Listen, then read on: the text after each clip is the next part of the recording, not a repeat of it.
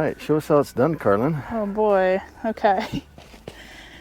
Well, I just broke this one off here, but kind of wrap it around, pinch it together, loop it through, and start twisting.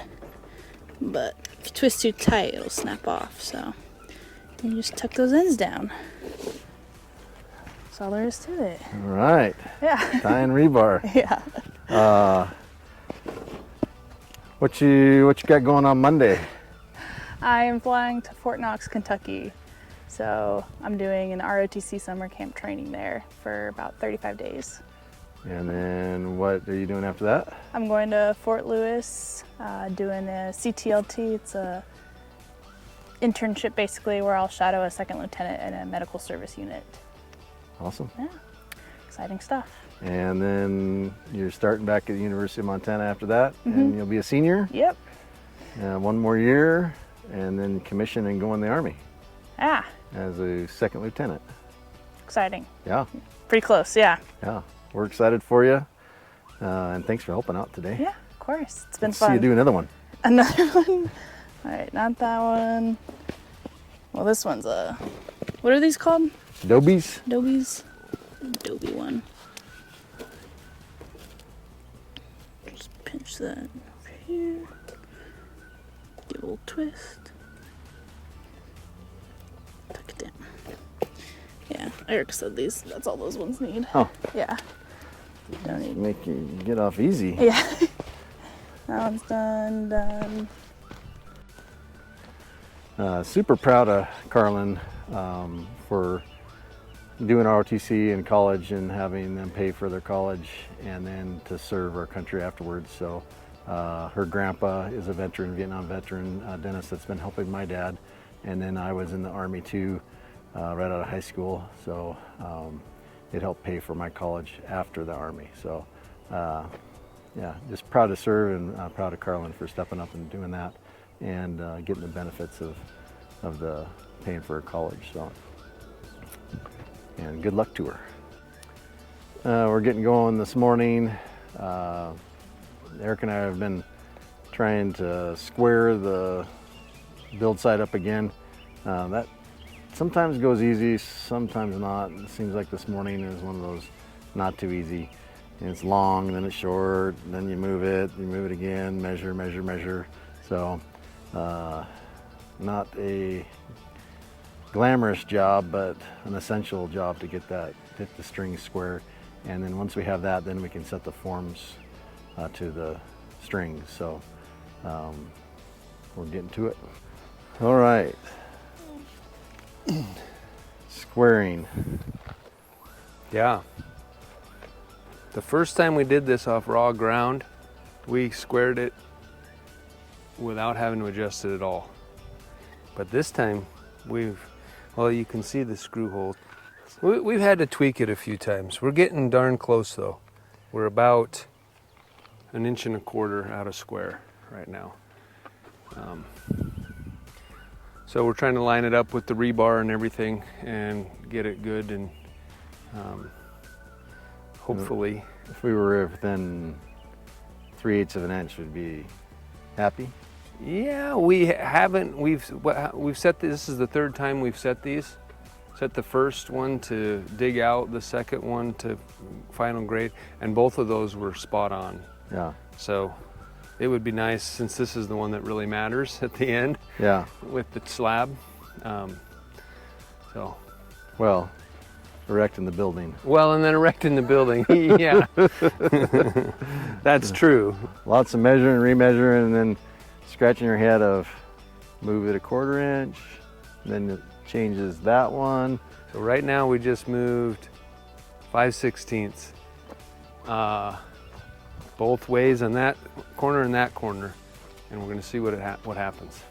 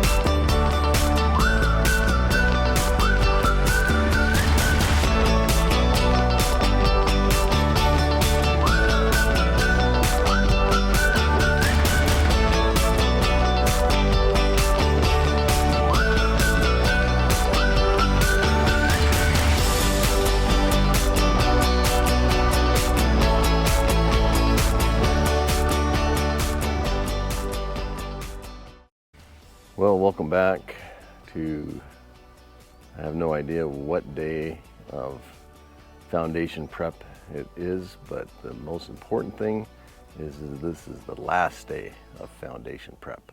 Concrete comes tomorrow morning, so we have to be ready for that. I feel like we have a pretty good start on it today. There's a lot of tying left to do, but tying isn't, it just needs to be done. And then we have gotten all the forms up, 3 sides, just have that north one to do. So, and then we're gonna put a little of that gravel around the edge to sure up the forms. So that'll be another project today. And then just some cleanup and make sure that we're all prepared for the concrete truck, or the concrete crew, to come tomorrow morning at 8:30. So, well, it's still cool this morning. I'm gonna get out there and do some tying.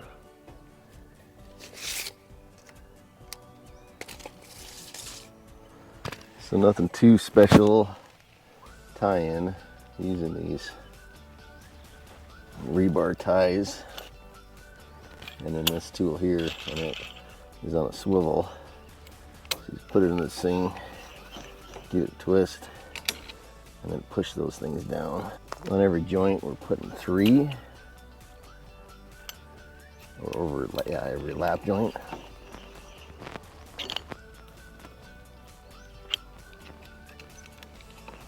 Something like that. And then these dobies.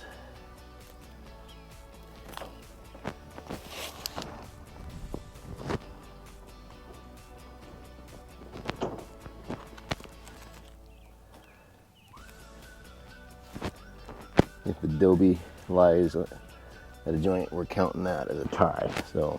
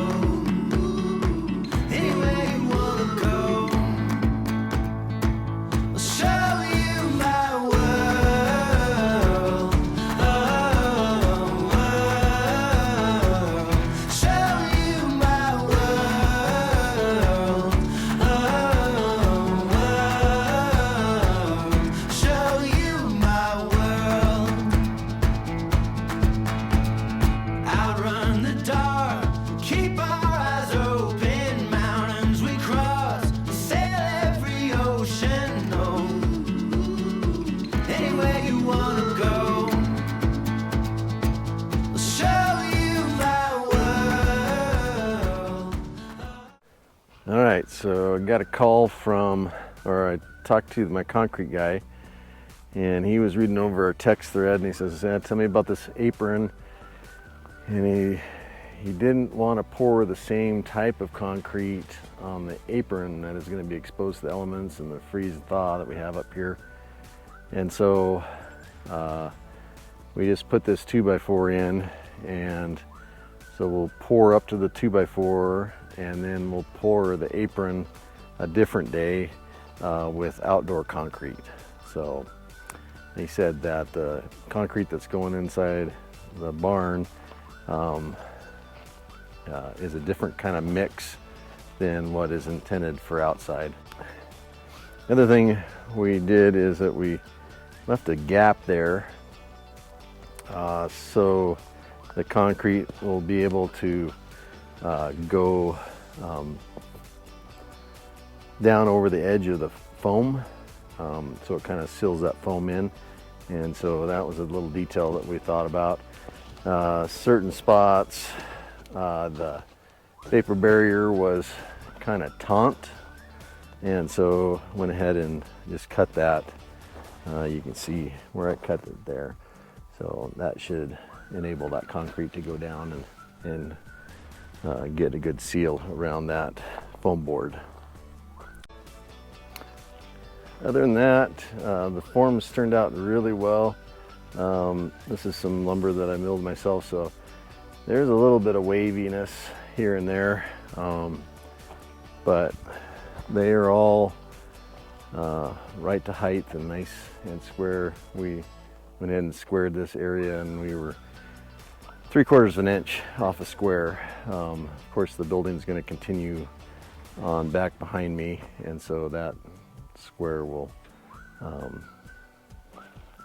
matter at that point. So anyway, this project took a lot more energy than I ever anticipated, and part of it's just the summer heat and not knowing what to expect, but pretty proud of what we got here, and they will be here at 8:30 tomorrow morning. I want to thank everyone that's helped out on this project, Erik especially. Erik has been the driving force, the motivator, the knowledge of this whole project, and just without him it wouldn't have happened. Also my dad, that's been very handy to have him in my back pocket and call and ask questions. Karlyn was out here helping, and then everyone else that's contributed from the logging, my brother, Lars, my son, all those people. So everyone that's helped out, I just really appreciate that, and it definitely takes community and family to get a project like this going as a do-it-yourselfer. So thank you, everybody. Kind of a good feeling here to have some completion on this project. I know the concrete's not on the ground yet, but we took this piece of property from raw ground, fully forested, de-stumped, and brought it up to a foundation in the last few months, 3-4 months, I guess, maybe we've been working on that. So good to get this project to completion. Next on the agenda, we're going to put the metal on the sawmill shed after the concrete's poured, and maybe take it easy a little bit.